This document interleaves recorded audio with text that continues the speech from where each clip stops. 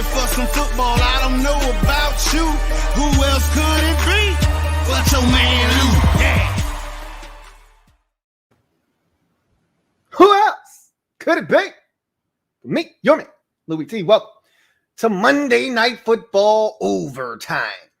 Ravens, Raiders. Oh my stars. Was that a fantastic game or what? The NFL offered up an awesome sandwich to start off the season. One of the best Thursday night kickoff weekend games we've seen in quite some time. Buccaneers and Cowboys down to the wire, game-winning field goal kicked as time expires. You get trash in the middle with the Rams and Bears on Sunday Night Football, and then you finish it. You smash that sandwich together like a nice little Oreo, okay? Awesome on the outside, garbage inside, and you smash it together with the awesomeness of this Monday night game, Ravens and the Raiders going to overtime. And this game had so many twists and turns. This was like the roller coaster that would never end. And it was just riveting TV. And I can tell you this much, it was made that much more compelling by the simulcast of Eli and Peyton Manning. Now, I don't know if you guys watched it or not. If you did, you were in for a treat. We're going to talk about that ad nauseum tonight. This is why I really wanted to do the podcast today, but some things happened, and I ran out of time, essentially, and wasn't able to get that done. But I wanted to make sure that you didn't miss the simulcast. This is going to be the first time Peyton and Eli we're going to be doing the simulcast of Monday Night Football on ESPN2. And I didn't know how it was going to turn out, but I said, I'm damn sure going to tune in and see. And man, oh man, was that some awesome TV or what? Now, I have one critique. And if they could just add Russell Wilson to the telecast, I'm Gucci. I don't need Ray Lewis or Travis Kelce making an appearance. I don't need Charles Barkley in there talking about gambling and when he played in high school for 2 days or 1 day or whatever the hell it was. I don't need the guest. Just give me Eli and Peyton chopping it up, talking ball with the occasional dig and the occasional weird story that ties into the game, or one of the coaches on the sidelines or one of the players playing in the game. Let me just get that. But Russell Wilson was by far and away the best guest of the night, and he was dialed in and he started calling shit. Like that's that quarterback intuition. Like he's like, hey, look for, Henry Ruggs here on a deep ball because the Ravens are bringing it. And what happens? Henry Ruggs on a deep ball because the Ravens are bringing it. He's like, hey, right here, I would look for Lamar to take off and run because there's going to be a lot of space and opportunity. Guys are going to be locked up. They're not paying attention. He can take off and run. What happens? Lamar takes off and runs. Like he was calling everything before it happened. He even talked about that snap that I was saying, hey, that's a hell of a snap catch by the holder on that Justin Tucker field goal to give the Ravens the lead 27-24 at the end of regulation. I was saying nobody's talking about the snap here. That wasn't a great snap. This was a hell of a hold by the holder. I don't know if Sam Cook's still their punter or not, but if he is, then he's the holder. That's a hell of a hold by Sam Cook. My goodness. Anyway, the only thing you don't get with that telecast is certain things happen, flags and things of that nature. They're not really locked into that. They're having their own sidebar conversation. So you get a personal foul penalty. They won't realize it until they see the Raiders or the team moving backwards. Oh shit, what happened? A penalty? Yeah, well, roughing the passer. That's the only thing you miss with them is sometimes you've got to be watching the game, but I'm watching the game anyway. So I see the penalty. I know what's going on. And I actually had two TVs going simultaneously. I had the regular telecast, which was on mute. And then I had their telecast and the simulcast with Eli and Peyton. That one was ahead of the game for me. So it was cool to have them break down the play. And then my ESPN copy on the other TV was like 7 seconds behind. So they'd break the play down, and then I'd just turn and look at the other screen, and then I'd see exactly what they were saying. A lot of times I'd see that stuff myself, but then it's great to get that little bit of insight, like why did this guy do that, or what was the quarterback looking? Why did Lamar pump fake there? Why did he hold on to it? You always think to yourself, oh, he's not reading the field, this, that, or third. And they're telling you what's going on. And then they show it. And then you see the play again. And I'm watching them play live. And I'm like, oh. And then they show the replay. I'm like, oh. Like, light bulb goes on, twice. You see it and you're like, okay, he pumped it. Why'd he pump it? Because he thought his guy was going to sit down there. And he doesn't. And he keeps going. So he holds on to it. And now all of a sudden, he's got to run and make something happen with his legs. And you see that and you go, huh. Because again, we're not having access to the all-22s, right out of the gate. We got to wait to get our hands on the all-22s. They're getting the all-22s, and, as it happens in live time, in real time, they're getting the all-22s. So they've got the Surface tablet there, and they're showing us replays and things. So it was phenomenal. I enjoyed it thoroughly. ESPN finally got something right.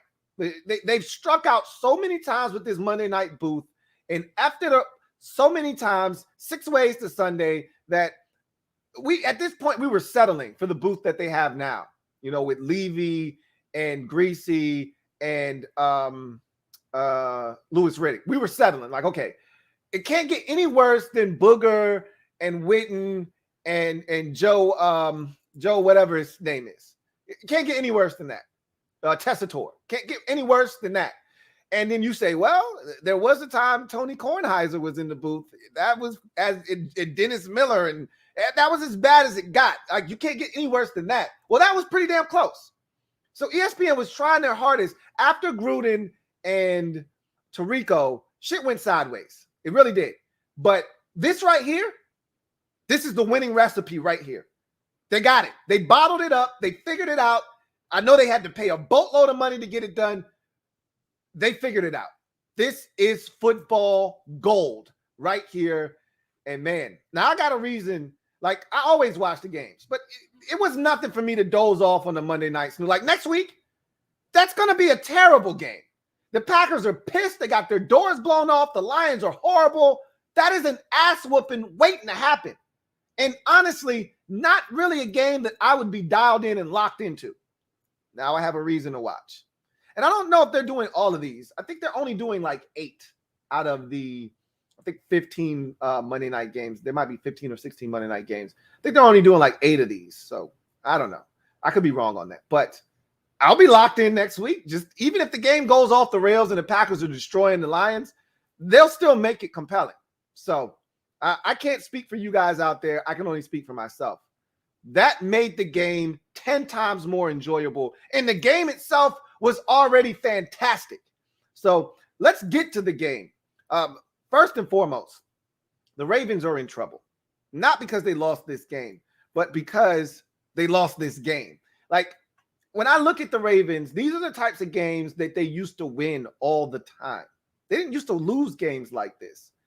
And last year, they lost some games like this. Now, they won some, too. Remember that crazy Cleveland game on Monday night? I thought that was the best regular season game of the season last year. And you could argue it was one of the best regular season games of the last 5 years. It's a really, really good football game with all of the theatrics and, all of the drama. Remember Lamar Jackson having to go, to the locker room. There was this Lamar Jackson gate where did he go to the bathroom? Did he have to get an IV? He came out with the little IV strap on. So you're thinking, yeah, he got an IV, but people are talking about he had to go use the bathroom, Paul Pierce style, whatever the case may be. He came back out on a 4th down, got the first down, and then led them. I think threw a touchdown pass not too long thereafter. It was just crazy. It was like 48-45 or something crazy like that. I think they might have scored on the last, they start tossing the ball backwards and the Ravens might have picked it up and scored. It might have changed the score of the game or whatever, but it was a fantastic game. This was just as good as that game. Let's start with the Raiders. They get the win, and if I'm not mistaken, the entire AFC West is now 1-0. Similar to the NFC West, where every single team won in week 1. The AFC West can say the same. Chargers beat Washington. Broncos beat the Giants. Chiefs beat the Browns. And now the Raiders beat the Ravens. So that's going to be an ultra-competitive division.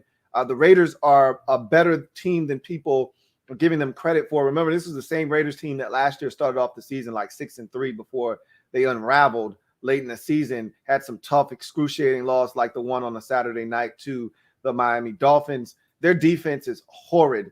And they had another bad loss to the Chargers. I think that one was on a Thursday night. So their defense was as bad as it gets. And they've made some changes. Obviously, Gus Bradley was brought in. They're going to play a ton of coverage, try to keep everything in front of them. They're a physical bunch. I don't love what Mike Mayock has done. And, I'm a Mike Mayock guy, but he has botched the draft, just as bad as anyone can botch it and still keep their job. Great, case in point. His first draft pick as Raiders GM, Cleveland Farrell, was a healthy scratch tonight. The guy sucks. He stinks. Everyone knew he wasn't going to be a great pass rusher in this league. It'd be a lot better if he were a 4th or a 5th round pick. You'd be able to stomach that a little bit more. Guy was like the 3rd pick in the draft, 2-3 years ago, whatever it was. And I think it's 3 years now. But in any event, the Alex Leatherwood pick last year was a bit of a head scratcher, but he may turn out to be good. But you can see he almost cost him the game with his false start penalty. He was one of the most penalized guys when he was at Alabama. You saw him be penalized at least 2 or 3 times tonight. We'll see how that one turns out. They drafted, Tanner Muse in the 3rd. Like, what are you doing, Mike? I mean, golly. So they've had to overcome some bad drafts over the last few years, but they still have talent. For as many draft picks as they've had and as many if they missed, they've also hit on some guys like Jonathan Abram. He had a big breakup in this game with Mark Andrews in overtime. If he catches that football, they get right around midfield. The Ravens are probably going to win this game. But that was a big breakup. It forced the 3rd down, and then they ultimately got to Lamar Jackson, Carl Nassib with the sack and the forced fumble. And so the Raiders, I just don't understand the Derek Carr hate. And I've said this before, man. Every year, Derek Carr is under siege by the media, by fans around the league, not necessarily Raiders fans, but hell, even Raiders fans, throw them in the mix. Every year, Derek Carr is the guy that every team's fan is trying to replace. The Raiders are going to take a quarterback this year. Why? They have Derek Carr. The Raiders are going to trade for fill in the blank, Aaron Rodgers, Deshaun Watson, Russell Wilson, you name it. That guy's going to Vegas. They got Derek Carr, right? Like, everybody wants to shit on Derek Carr. Why? I don't know. Is he the best quarterback in the league? No, but most certainly he is not the worst. And I contend he's top half of the league. And I continue to say that if you put him on a team with a stellar defense, he can win a Super Bowl. He's good enough to take you to a Super Bowl and win a Super Bowl. I've watched this man outdo Patrick Mahomes in a shootout before. So don't talk to me about Derek Carr. Now, he has his brain fart moments. Okay, don't get me wrong. The sticking of the football out by the goal line and fumbling it. He's done that multiple times. You think after the first time against Dallas on a Sunday night, when it goes out of bounds and you ultimately lose the game, you wouldn't do it again. He did it again against Green Bay 2 years ago. So he still hasn't learned his lesson. So there are some things that really does frustrate me about Derek Carr. But one thing I can say about Derek Carr is he's a goddamn gamer. Okay? You come after him with a blitz, he's going to backpedal, and he's going to throw that bitch up. He's going to give his guy a chance. People talk, Derek Carr pushes the football down the field vertically. There was a time when I thought Derek Carr was soft. He didn't want to get hit. So if he could throw it to somebody, Eli Manning style, and duck and seek cover, he was looking to do that. Now, he doesn't give a shit about that. He'll stand in there. He knows he's going to take a shot, and he's going to throw that bitch up. I love me some Derek Carr. Is he the best in the game? Hell no. Far from it. But I can tell you this much. You give him a defense. He's similar to Matthew Stafford in that regard. And he's not on Stafford's level, but similar to Matthew Stafford. If you put him on a team with a defense, he can win you a Super Bowl. I feel the same way about Derek Carr. I never really understood the Derek Carr hate. After he established himself as a really good quarterback in this league, I never really understood. Early in his career, I could see it a little bit, but there was still 2016 where this guy was playing at an MVP-like level before he sustained an injury in Week 16 against the Indianapolis Colts, I believe it was. Like, I never really got the Derek Carr hate. This is another one of those games where he just says, middle finger to all of y'all out there. F y'all. Okay. Y'all, and don't worry, at the end of the season, there'll still be fans. There'll still be fan bases out there. There'll still be pundits looking to draft a quarterback for the Raiders or trade Derek Carr. I don't know. I don't get it. At the end of the day, the Raiders got a guy that they can win with. Now, you could argue about the front office. You could argue about Gruden sometimes and some of his play calls.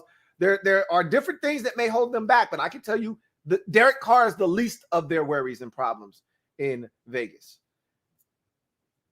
Got to give a big shout out to Josh Jacobs. He gutted it out tonight. He was not right. And I actually feel like the Raiders did him a disservice putting him out there. You could tell the guy was dealing with turf toe or, some kind of an ailment there. They said that he was a little bit under the weather. So you add that to whatever he was nursing prior to the game. He was not 100%, and he gave it everything he had. But I don't know if he could make it any worse. Usually teams don't like to put players on the field in conditions in which they can make it worse, but he looked like he was making it worse. I don't know if that was possible or not, but shout out to him. Kudos for him for giving up his body essentially for his team. He had some big runs in this game, none bigger than that touchdown run to tie the game up at 24 apiece. So they got some dogs on that team, man. Like Bryan Edwards, a lot of people were shitting on. And again, you kill Mike Mayock. Mike's my boy.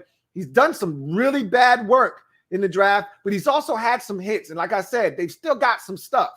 And one of those hits is Bryan Edwards, man. A lot of people, including myself, loved him coming out of South Carolina, and you're seeing it. You know what I mean? That he has some dog in him. I love me some Bryan Edwards. It was a big catch right at the beginning of overtime that we thought was the initial game winner.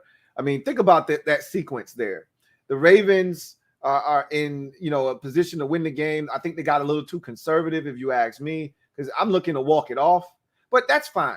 You got Justin Credible, one of the best field goal kickers in NFL history. So it really doesn't matter. Once you get inside of 58, it's money. He's going to knock it through the uprights. And they knew that. And it's inside, controlled environment. Yeah.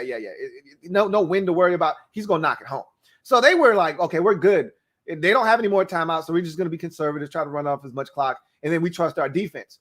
Well, this is the problem with the defense. So they go up 27-24 with 42 seconds, I believe, left on the clock. And they come out and they just play straight man-to-man across the board. And Peyton and Eli had talked about them playing man-to-man like they stink in zone. So that's what they do. Their bread and butter is man-to-man and come with some pressure. I would have much rather have seen them play zone, as Peyton and Eli reference. But if you're going to play man, then bring some pressure on Derek Carr's ass. Make him beat you with Darren Waller again or Henry Ruggs. But for God's sakes, don't just let him go with a three-man. Don't go with a three-man rush. Let him have all day. And someone's going to get open against man-to-man coverage if you give him that long to hold on to the football. And they went man-to-man twice. They didn't bring any pressure, which is their bread and butter. And they got burned. And just like that, the Raiders, 2 completions, they're in field goal range. It's crazy with 7 seconds left.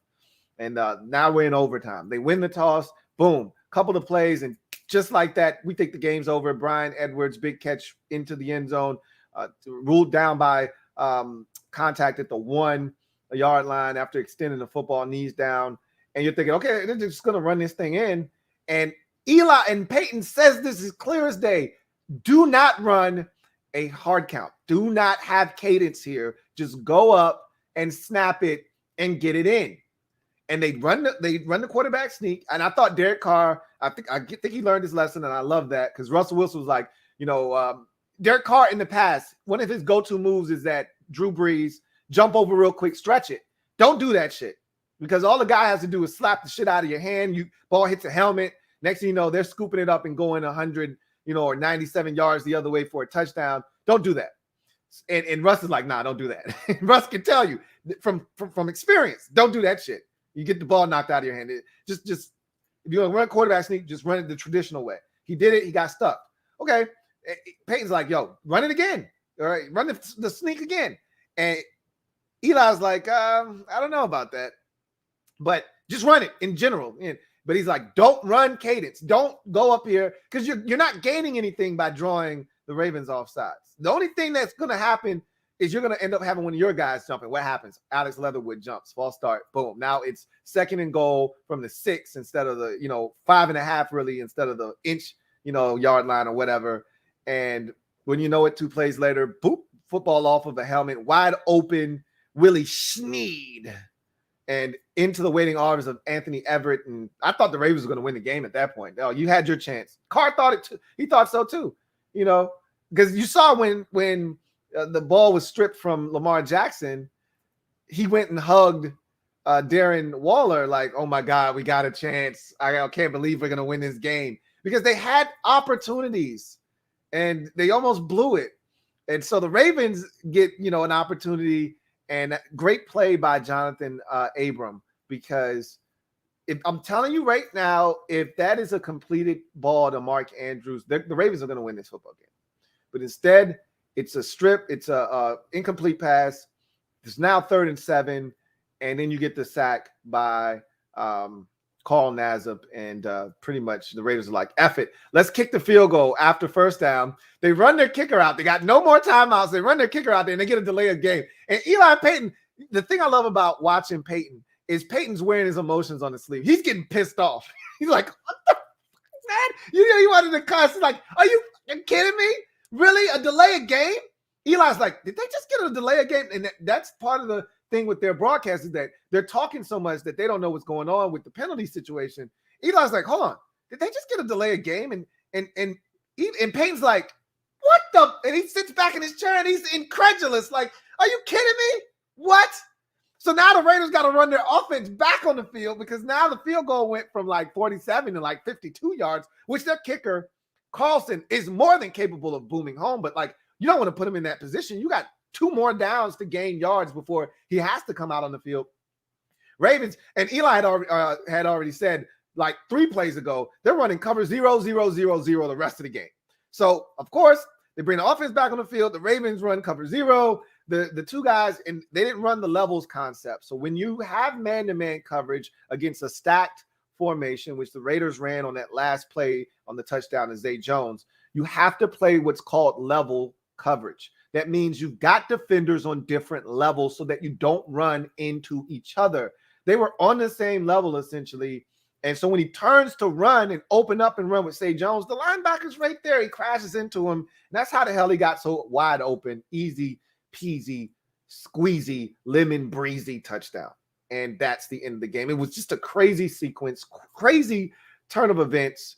And that Raiders offense with Waller, it's similar to Kansas City's offense. Like, they got 1 speedster in Ruggs. They got a hell of a slot receiver in Hunter Renfrow, which I don't know if the Chiefs necessarily have that, but they got guys. Okay. I think Mecole Hardman can turn into that, something similar, but they got a hell of a slot guy in Hunter Renfrow, but they got Waller, and he just changes everything because he's such a mismatch nightmare. You can't put a safety on him. He's too big and maybe even too fast. You can't put a backer on him because he's definitely too fast for that guy. I mean, you got some athletes, the linebackers in the league are getting faster and faster, but even if you put a linebacker, more likely than not, that linebacker isn't 6'4", he's probably 6'1", 6 feet. So he's bigger than that guy.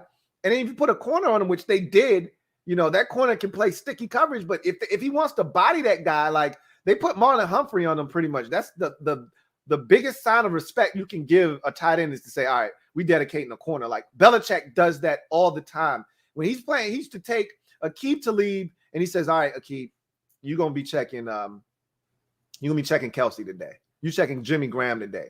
Like, if he was playing a big-time tight end, he'd take a corner, his best corner, and just put him on that guy. Like, that guy's not beating us. And that's why he loved Patrick Chung, because Patrick Chung, he'd say, all right, Patrick, you got this tight end. Like, shut that shit down.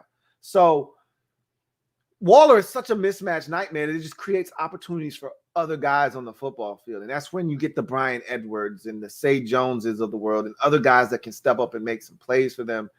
I just like what they have on offense. Now, defense, that's a different story. I still think they're a work in progress, but look, if tonight's any indication of what they can be defensively, they've got some things to build upon, because Max Crosby, I loved him coming out of Eastern Michigan. He was extremely raw, but you could see the potential. It's starting to come full circle for him, and he's starting to realize a lot of that potential. He's turning into a beast. And I remember his rookie season, the Raiders were really excited. And then he kind of fell off last year. He looks like he's back like cook crack, man. He was outstanding tonight. You can see that Carl Nassib has a little something off the edge as well. It sucks for Gerald McCoy. He worked so hard to get back into the league. And he was so happy when he got that contract from the Raiders. And his season might be over. His career may be over after this one. It didn't look good. He got carted off the field. But I think that's where they're lacking, is inside. I don't think they have a real, true difference maker inside. Yannick Ngakoue left the game tonight. Don't know the extent of his injury, but, if he can be healthy, he'll help off the edge as well. I don't think they have a true difference maker at defensive tackle, though. I think that's where they're really lacking right now. And the linebackers, what about the play of KJ Wright? That play on fourth down? Come on, man. Are you serious? KJ Wright adds a great veteran presence, but also a guy that can still play at a very high level. Still kind of puzzled as to why nobody signed him until the Raiders did right before the start of the regular season. But he adds some experience to that young Raiders linebacking core. Well, I shouldn't say young because they got some veterans. They got the guy from the Rams too on that linebacking core as well. But at the end of the day, this was a big time win for the Raiders. I told you that they did the same thing to the Saints last year. Nobody was really giving them any credit in that game. Nobody expected them to beat the Saints, and they ultimately beat the Saints in that football game. And they did it again tonight. Look out for the Raiders, man. I'm not saying they're going to make a ton of noise, but I wouldn't be shocked. They barely missed the postseason last year. I wouldn't be shocked if they're in that discussion again this year, man. If they can find a way to just be average on defense, don't be terrible. Just be average on defense. With their offensive ability, if guys stay healthy, with Ruggs and Brian Edwards and Zay Jones, and this is one of the most unsung wide receivers in the league, Hunter Renfrow. And, of course, with Waller being a mismatch nightmare, and if Jacobs can get healthy, I love the addition. And we didn't see a ton of him tonight, but Kenyon Drake is going to do some good things for them as a back out of the backfield. They've got stuff in Vegas. That defense is the only question mark there. Love that kicker, Carlson. Can kick the shit out of the football. They've got everything they need to be competitive in what is arguably the best division in all of football. They're going to be right in that discussion. All right, don't sleep on the Raiders. This is a big win, man. This is a big win because we think Baltimore is going to be good. They've got a ton of injuries. I'm worried about the Ravens. Let's transition to the Ravens because I look at the Ravens. I talked about these are games that they usually win. They didn't win this game, obviously, but they've got some backs that, they're going to get some more backs to come in, some veterans, obviously, Le'Veon Bell and Devontae Freeman are guys that they have right now that, they can bring up at any time. But I'm worried about their defense because Humphrey can't do it by himself.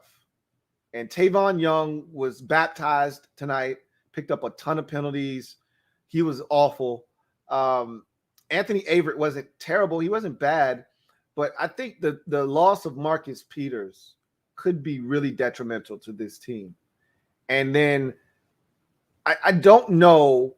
I like Justin Houston, but you saw them try to drop him in the coverage. Like, I think they're going to miss Matthew Judon.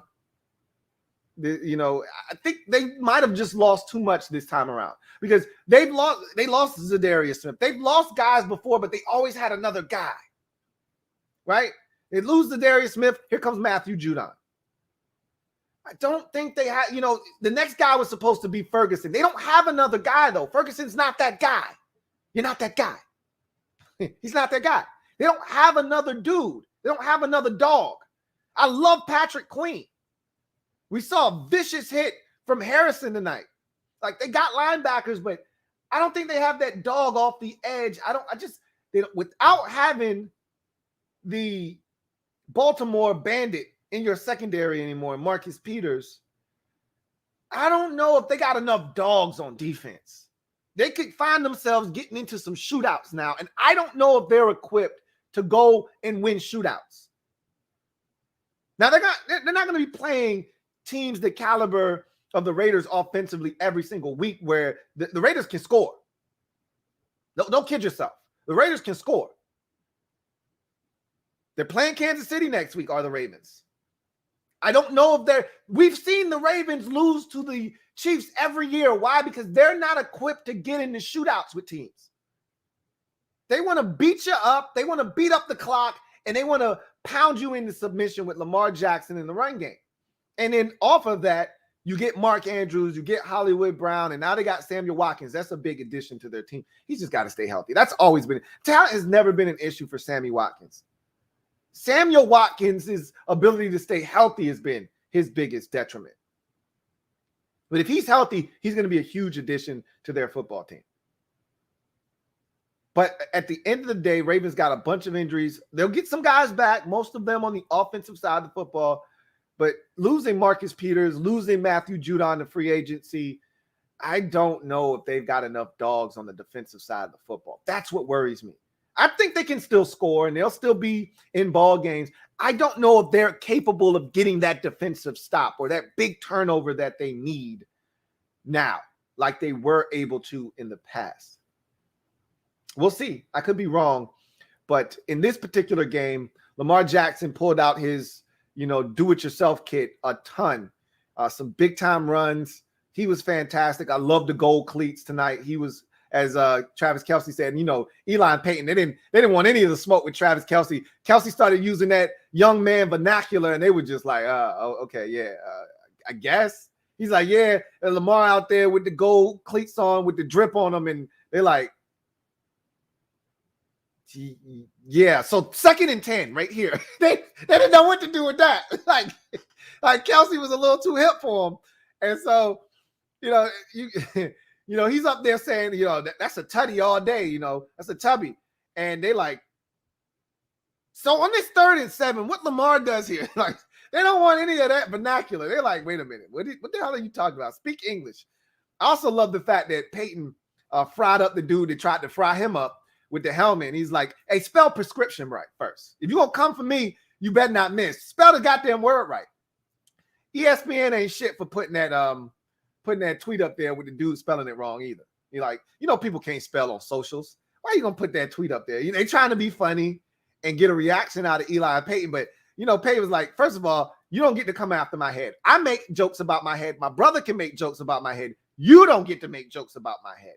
So if you're going to come for me, you better spell your shit right. So I love that too, because I'll be feeling that way too. If you're going to come for me, you better be able to spell and have correct English. Don't come at me with no nonsense. Anyway, I thought the Ravens had ample opportunities to win this game. They were up 14-0. The Raiders were on the verge of getting blown out, and the Ravens had the football multiple times, at least 2 times with the chance to really stretch this lead out and put the Raiders to bed, and they let them hang around. And once they got that first touchdown, I said, okay, they're not going to go away now. They're going to be in this game. I never expected the Raiders to win this game, though. Never did I think they were going to win this game. Even when they were tied at 24 and had the ball, I said, I still expect the Ravens to win this football game and win on a walk-off field goal. And I thought they had gotten it done.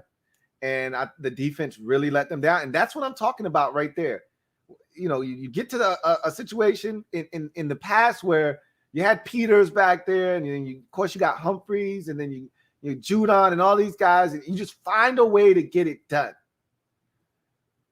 I don't think they're going to be able to do that this year without Peters, without some of the guys that they've lost defensively. I don't know if they got enough dogs, man.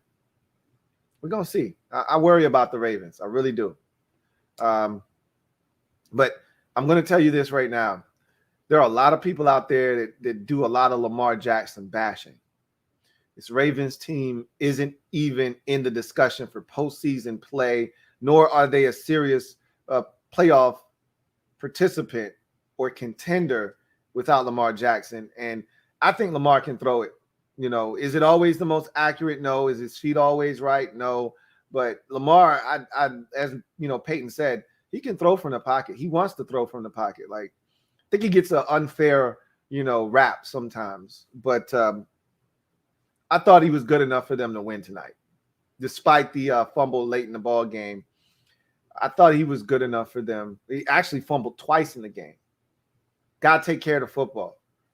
But I thought he was good enough for them to win tonight.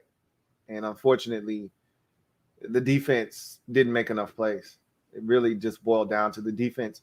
The Ravens took the lead 24-17. That should have been enough. You would like the offense to maybe, score another field goal somewhere in there, maybe push the lead out to 2 possessions, but hold on. And They weren't able to do it. Then the offense says, okay, you gave them another touchdown. They tied the game up. We're going to go get this game-winning field goal. And the defense still couldn't hold up. 2 big plays, and just like that, they're in field goal range.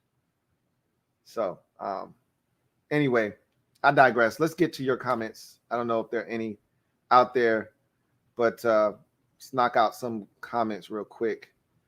If there are any comments out there, we will take a few comments. We got 25 minutes, so we'll take super chats, and then we'll get to as many hashtag comments as we can get to. If you're new to the channel, welcome to LouieTeeNetwork. I urge you to subscribe for more great content. Turn on your notification bell so you don't miss a thing, and to also hit the like button, as that helps this channel grow immensely.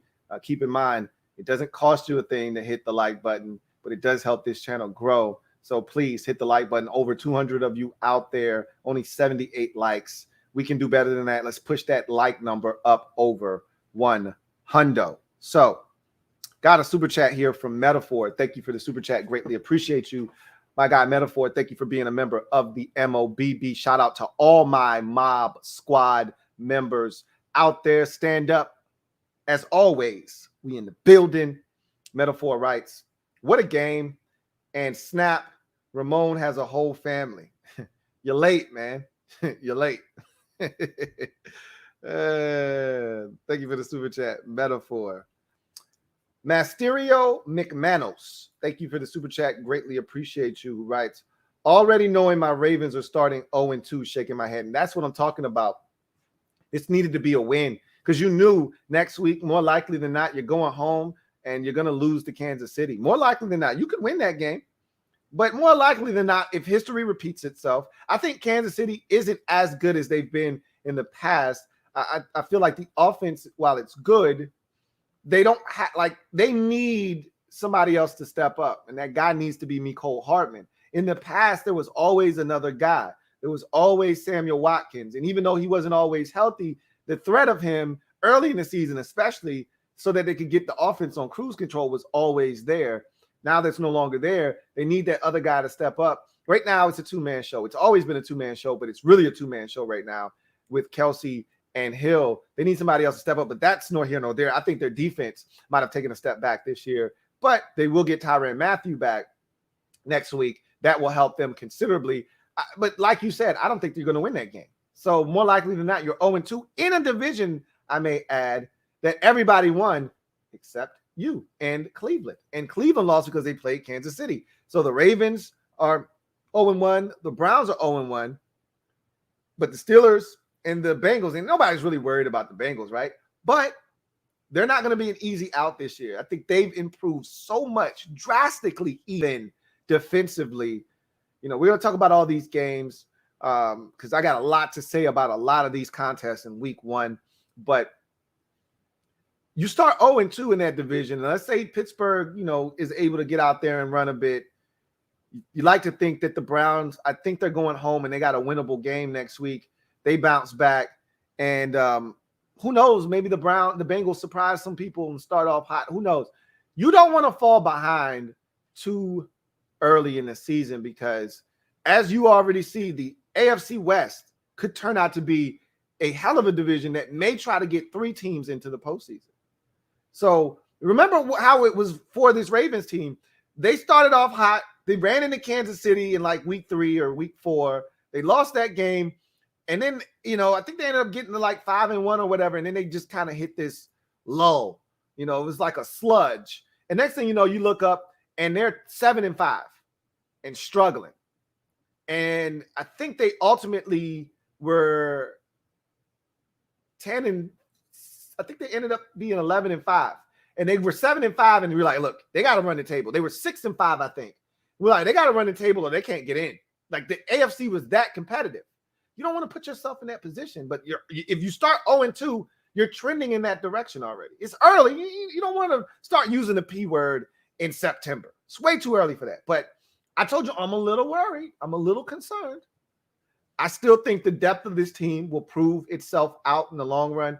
And they'll be around when we start having these P-word conversations about the postseason. But right now, I am a little worried about the Ravens. We'll see what happens. Thank you for the super chat, Masterio McManos. Storm, thank you for the super chat. Greatly appreciate you, my guy. Storm writes, love my Raiders, man. I was told we had no chance and we get this game. Put some respect on Max Crosby and Carl Nassib's name. By the way, keep up the work, Lou. I appreciate that. I love me some Max Crosby. And Carl Nassib might have found him a real home. He's been a guy that's moved around. He was with the Browns. He was with the Bucks. Now he's with the Raiders. He's been with the Raiders. I think now this is his second year in Vegas.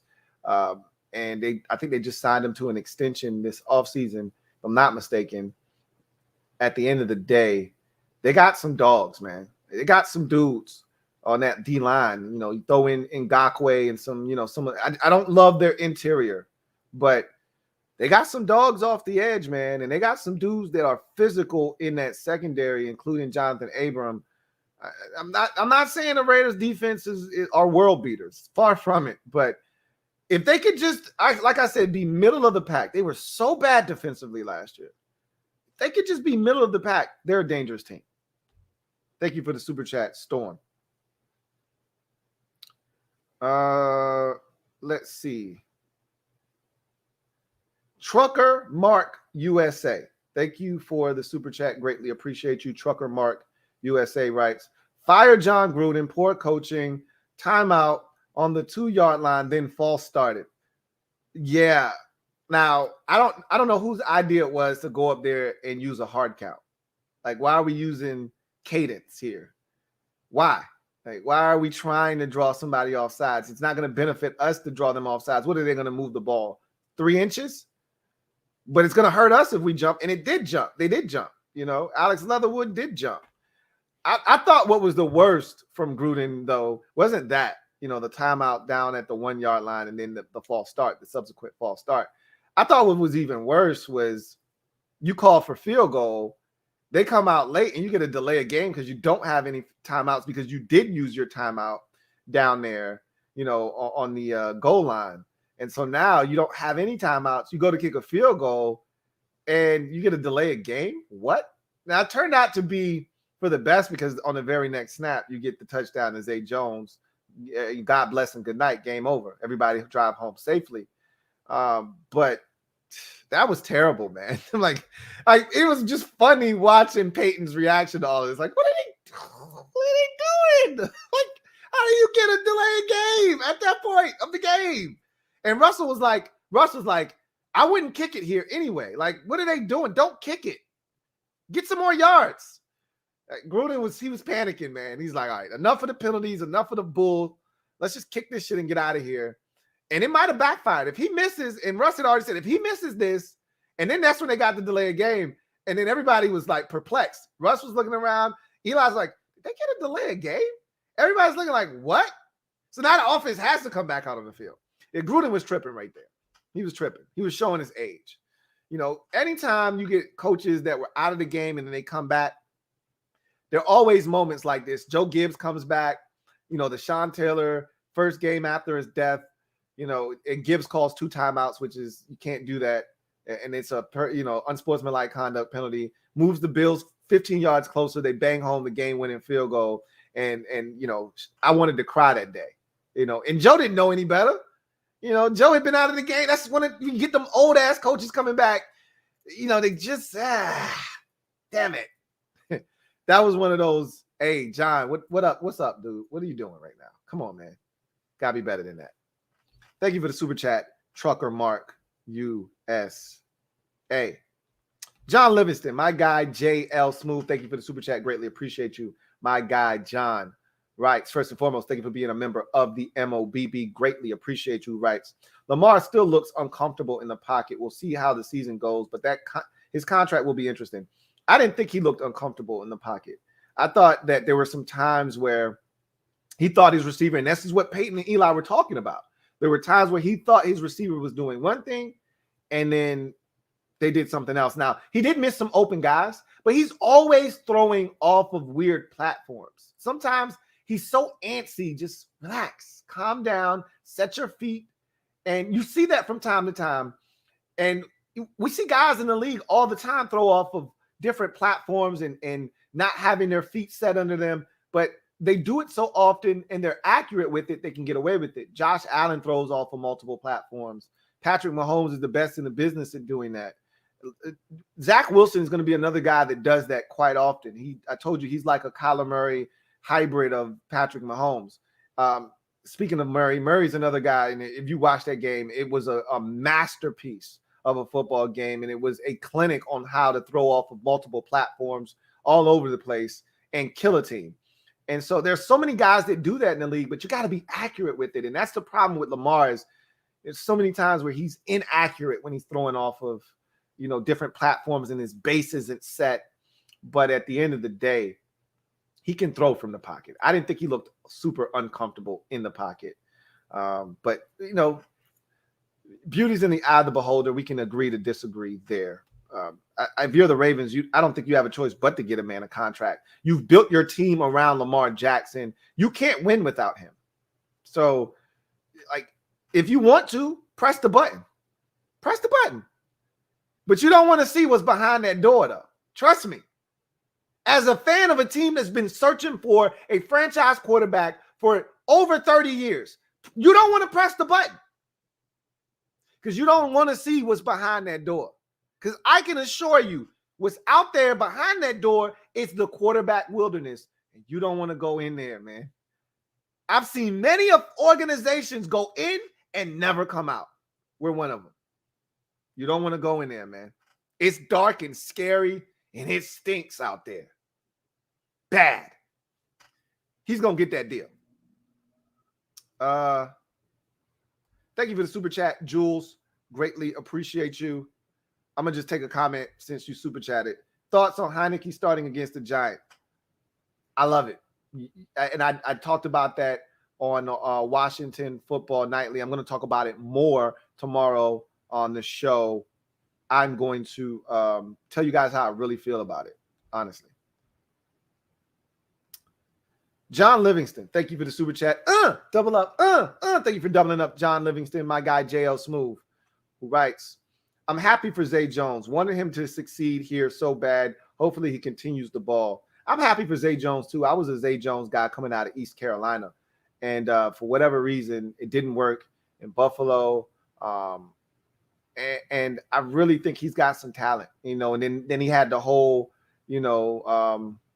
jumping for Jesus thing where, he was playing for Jesus, whatever it was. I think he wanted to jump out of the window for Jesus because he was on that synthetic weed. Glad that didn't end as badly as it could have. And so I thought his career could have easily been over after that. But the Raiders took a chance on him. They believe in him. And he's starting to do some good things for them. So I'm happy for him as well. The Phillies Ace 34, thank you for the super chat. Greatly appreciate you. And thank you for being a member of the MOBB. Greatly appreciate you. The Phillies Ace 34 who writes, hey, Louie, what up? He says, you're the man, my friend. Your thoughts on Hurts' first game? I know it's one game and it's against the Falcons. If he continues to play well, are you nervous? No, I'm not nervous, but he did look good. And your team overall played well. But as you said the key phrase there, it was the Falcons. I'm going to give you credit for doing, too often we dismiss teams and don't want to give them credit for doing things that we think they're supposed to do. But this is the NFL. And on any given Sunday, Thursday, Monday, you can show up, think you're supposed to do a team like you did the Falcons and get done in. So to go out and dominate them the way that you did, that was impressive. And I don't want to demean what you did because I think the Falcons are going to stink, because you still got to go out and do what you did to them. And the only reason we think they're going to stink, I've had my reasons. I've talked about it all preseason. But the only reason, if they would have come out and played you to a 24-23 loss and you guys still win the game, but it's a close nail biter, the perception of the Falcons is totally different today than what it is right now. But instead, they got their doors blown off. They looked horrible in the process. Everybody thinks they're going to stink this year. And the reason that everyone thinks they're going to stink is because you beat the brakes off of them. So credit must be given to your Eagles for doing that. I thought Hurts looked sharp. He ran the football effectively, which is going to be a big part of his game. He threw the football. I thought he missed a bunch of throws. He got away with some passes. One of them was, I think, a Zach Ertz catch that wasn't a catch, that they ran up and snapped it quickly. And Atlanta's coaching staff was just, they were outmatched. They were in over their heads. They missed a whole bunch of opportunities to challenge things. I didn't think the touchdown that he threw right before the half was a touchdown, but you couldn't really see it because, there were no angles. And I thought there were some things that happened. At the end of the day, he took advantage of opportunities. He played well. Let's see. Try that shit against the 49ers. Let's see you do it again. Try it against the 49ers next week. Do it against Boza and company, and those guys and Fred Warner. And then if he does it then, and then you do it against the Cowboys, all right, maybe I'll start looking like, okay, maybe we got this wrong. Maybe they were right about Hurts.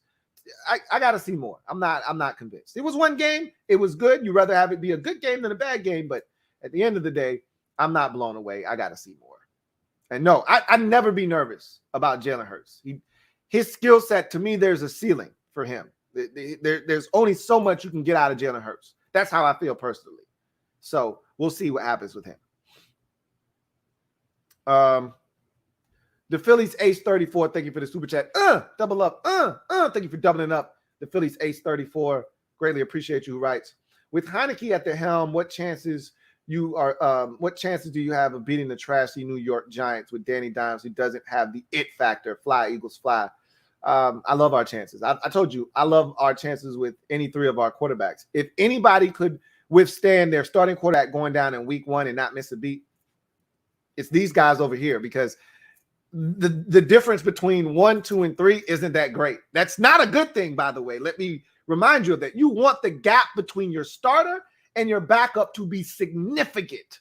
There needs to be a significant drop-off, or else we have a problem. And we do have a problem in Washington, or do we? We're going to find out. But one thing's for sure, it's like one and the same with all of these guys. One's at 8, or that's probably too high. One's a 6.5, one's a 6, and the other's a 5. Like there's not that much of a drop-off. So this is the thing. One's a 6.5. The one that's a 6 could easily be an 8. We don't know. He's a 6 because we're not sure. We haven't seen a large enough sample size. The 5 is probably more likely than not a 5, and the 6.5 is definitely a 6.5. That 6, though, which is Taylor Heineke, he could easily be a 7.5, 8, bubbling under the surface. And that's what I'm putting my stock in. So, yeah, we got an exceptional chance of beating the Giants. They're due. They're long overdue. Like a book that got checked out in 5th grade and I'm now a high school senior. That shit is way overdue. We got to pay these dudes up. Got to get the dub. Thank you for the super chat. The Phillies Ace 34. Metaphor. Thank you for the super chat. Greatly appreciate you. Who writes, or double up. I don't think we doubling up here. Writes, can you call Ron and ask if we can wear white on white all year? No, because then you diminish the importance of white on white. I love it. I would love to see it, every chance we get. But what we've established with white on white is you only pull it out for big games. It doesn't guarantee you anything. Obviously, we wore white on white against the Bucs in the playoffs. It doesn't guarantee you anything, but we just, it's a big game when you see the whites. When you see white on white, you say, ooh, it's a big one. I would like to see it on Thursday night. It's primetime television. It's the Giants. We haven't beat Daniel Jones yet. I would like to see it. This is a big one. We got to have it. I'd love to see it on Thursday night. But I don't want to see it every week, because then you start to diminish the meaning of white on white and the feel of what they actually stand for, which is, hey, this is a big spot. I'd like to see it on Thursday, though. Prime time, everybody's watching. You want to look your sharpest. You want to look your cleanest. Ain't nothing cleaner than white on white when we put it on. With the burgundy splash in the backdrop, with a little hint of the gold. Ain't nothing cleaner than that. So, we'll see. Thank you for the super chat. Got another one here from Robert Contreras. Thank you for the super chat, Robert. Greatly appreciate you. Who writes, what good teams do if you make mistakes, rally back and win. I'll take this He says, I'll take all this on a win. Defense looks way better than any of our Norton or Gunther Ds. I agree wholeheartedly. And that's what teams, and that's why I said this Raiders team feels different. And if you can just get them to be middle of the pack, I'm not asking for them to be world beaters. They were the worst defense, not named the Dallas Cowboys last year, were the Raiders. And so if you could just get, with the way this offense can score, if you could just get this defense to hold teams to 24, this offense is capable of scoring 30 every week. I don't give a damn who the defense is. They're capable of scoring 30 every week. So if you could just get this defense to give them a chance to not be outscored 33-30, instead win the game 30-27 or 30-24, this Raiders team is going to be dangerous. I agree with you. Norton's D's were bad. Gunther's were awful. I think you got a chance with Gus Bradley. And good teams find a way to win games. Other team makes mistakes. Other team lets you hang in. You find a way to win. That's what the good teams do. That's why I said, as a Washington fan, we're not there yet. Because the Chargers gave us every opportunity to win the game, and we didn't take advantage. Got to find a way to win those games, especially at home. Especially at home. It's a big win for the Raiders. Storm, thank you for the super chat. Thank you for doubling up. Double up. Thank you for doubling up, Storm. Greatly appreciate you. Who writes, oh, yeah, Raiders D was so good despite giving up 27. So good is a little bit strong. But coming from a Raiders fan, as you are, Storm, and knowing what you've seen in the past, it was so good. And I will tell you that I was impressed because the standard and the bar was set so low for me watching the Raiders over the years that this far exceeded my expectations for what we were going to get. And just like I said with the Cowboys, your biggest offseason acquisition wasn't Yannick Ngakoue. It wasn't Kenyon Drake. You know, it wasn't any of your draft picks. It was Gus Bradley, just like Dallas. I don't care who they signed in the offseason. Their biggest offseason acquisition was Dan Quinn as a defensive coordinator. Same thing goes for these Raiders. Your biggest offseason acquisition was Gus Bradley. Because you had stuff. Trayvon Mullen, stuff. You know? Jonathan Abram, stuff. You got stuff on defense. Now can you get this stuff to be in the right positions and be in positions to make plays? Maybe, maybe not. The biggest thing for the Raiders last year, they had way too many big plays given up. Just keep everything in front of you. Make them earn it. Because as we saw today, or tonight, or last night, depending on where you are, if you make a team have to drive the length of the field, 12, 11, 13 play drives, something bad could happen. A miscue here, a batted ball in the air there. Lamar's running and boom, you get your hand on the football, it comes out. Now you recover. Make them earn it. You did that tonight. That's why you ended up winning this game. There weren't a whole bunch of defensive breakdowns and mental mistakes, guys running wide open. Make them earn it.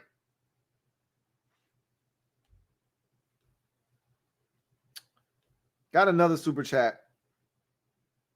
This one is from Fat American. Thank you for the super chat. Greatly appreciate you. Fat American, thank you for being a member of the MOBB, who writes, eating some leftover barbecue. Man, so good. Man, leftovers, if done right, they taste better than when you first ate it, when you eat it the first time. So leftovers, when done correctly, man. Finger licking good. Let's see. Got about a minute left. I'll try to run through maybe one or two of these hashtag comments since we don't have any more super chats. All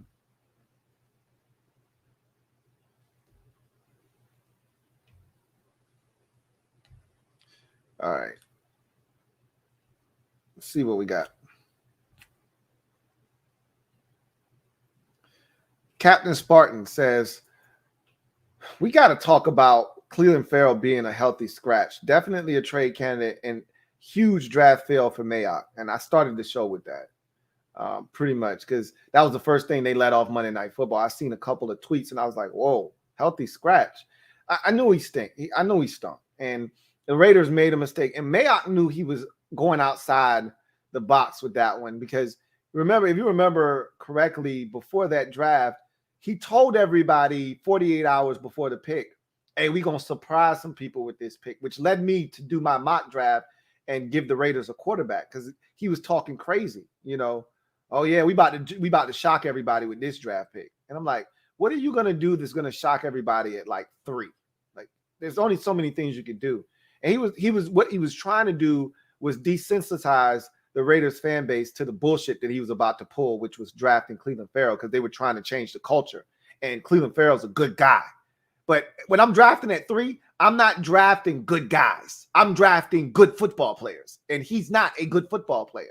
So that was the problem. I'm not looking for good either at 3. I'm looking for great. And Clelin Ferrell, far from it. He lacked the burst. He lacked the agility to turn the corner. All of these things you saw from Clemson to the combine, everything, you saw it. He didn't check off any box other than character. Well, you can get character in the 4th or 5th round. You don't need to spend the 3rd overall pick to do that. So I think they're realizing that, yeah, we made a mistake. Well, when you have a problem, the first thing that you have to do, and we talk about this all the time, the first step on the road to recovery is acknowledging that there's a problem. Well, I think this healthy scratch is their first time acknowledging, maybe we effed up here. How about you just cut him? If you don't think he serves purpose and you got enough defensive ends, why don't you just cut him? Cut bait. Maybe you're thinking to yourself, we may have an injury and this guy may have to play eventually. And that may happen, and that's a bitter pill to swallow, man. That's a bitter one to swallow. Anyway, Captain Spartan also says, I know I was expecting an L versus the Bills, but I do honestly expect an L versus the Raiders just because they've always had our number for some reason. Not guaranteeing it, just we always lose. We'll see. This could be a different year because you didn't expect to win. I didn't expect you to win in week 1, and you won on the road. And it wasn't in typical Steelers fashion. Over the years, you've morphed into more of an offensive team than a defensive team. This was more of an old school Steelers win. These were the wins that you had with Palomalu and Aaron Smith and, Brett Kiesel. These are the kind of wins you got with James Ferrier and, Harrison and those guys, back in the 2000, the early 20 teens and the 2008 and 7. And this is one of those types of victories. I don't win games like now. You trying to outscore teams by spreading them out and going 5 wide and letting Ben get surgical. This was like, hey, by any means necessary, man. That felt old schoolish to me. And I haven't gotten that vibe from the Steelers probably in what feels like 5 to 7 years. So maybe this is a little bit different this year. Who knows? We'll see.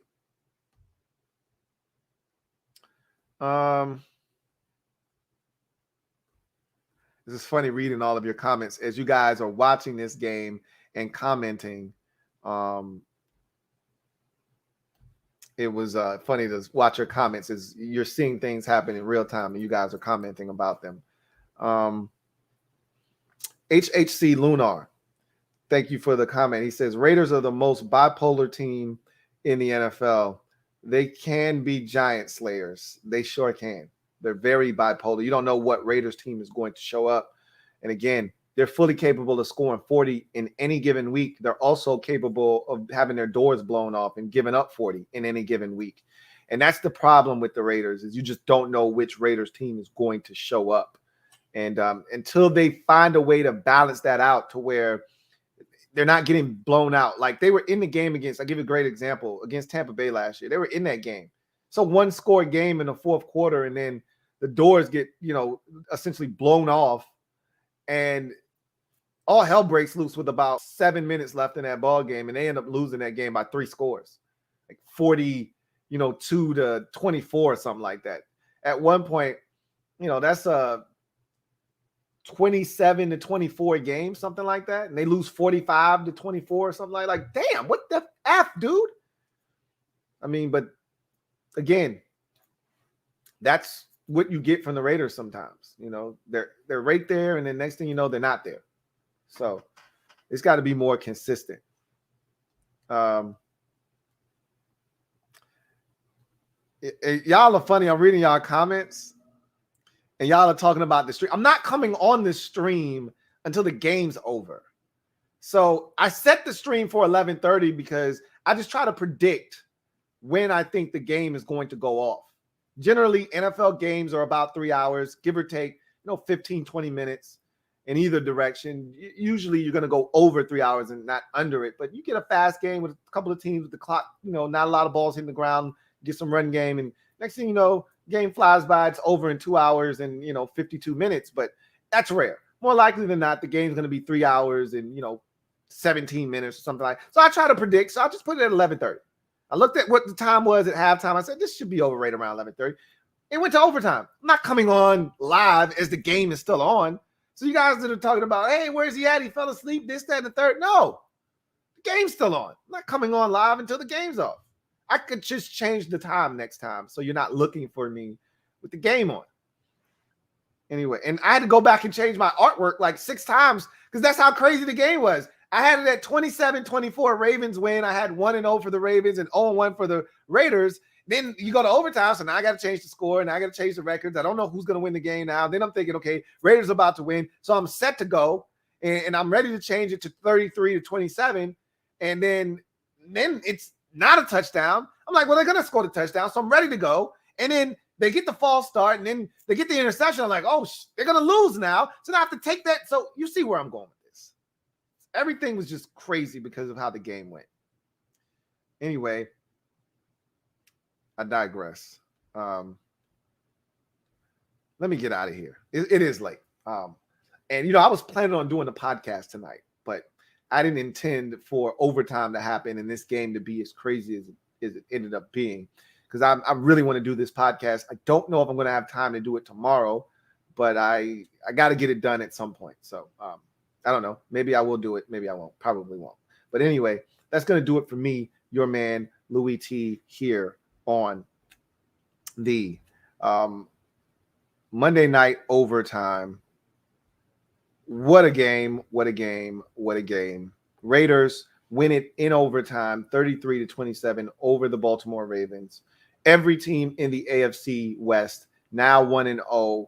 Flawless week for the West in general, both NFC and AFC West. Flawless as every single team, all 8 of them on the West, won in their respective conferences.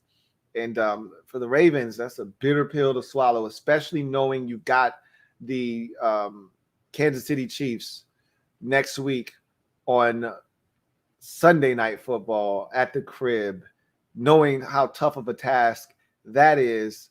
More likely than not, you're starting the season off 0-2. When's the last time the Baltimore Ravens have done that? I'd love to know. If you're a Ravens fan out there and you have that information, I'd love to know when the last time. I don't know if you ever started 0-2 with Harbaugh as your coach. Maybe like 5-6 years ago prior to Lamar Jackson. Maybe you did that. But there was a year in there where it wasn't a great season, and I think you guys might have finished like 7-9 or something. But that was prior to Lamar Jackson. I can't tell you the last time the Ravens started off a season 0-2. But that's what you're staring down the gun barrel of, potentially, with this loss. That's why this was a big one. You needed to get it, and you didn't. Lurts of Orthanic to take us home. Thank you for the super chat. Greatly appreciate you. Who writes, are Ravens a car crash in slow motion since 2018? Nah, I don't believe that. Again, I can't speak for anybody else out there, but I don't believe that. I mean, they won a playoff game last year. So it's improvement. Their best chance to win was Lamar Jackson's MVP season. So 2 years ago, when they were home against the Titans and let the Titans come in there and steamroll them, that was their best chance to win. anything of substance. But I don't think they're winning anything of note this year, but they're going to be around. But this is a tough start to get off to. You know, if you don't beat Kansas City and now you're 0-2, I don't know who the next opponent is after them. They could get a layup after that.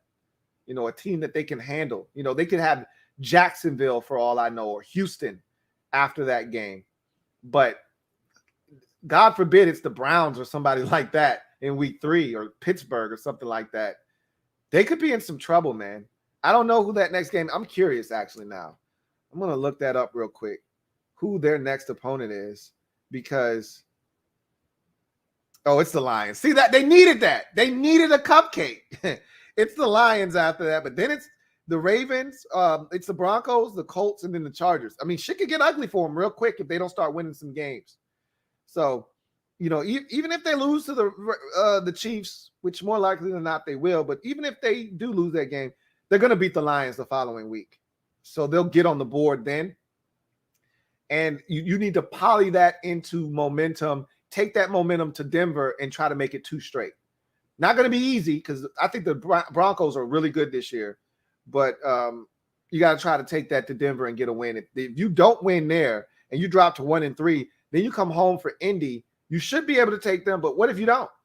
Now you're 1-4 and you're home for the Chargers after that. Then things start to ease up a bit and you might be able to go on a little run, get back on track. You get the Bengals. I mean, it's family business, so you never know what's going to happen there, but you're at home for the Bengals.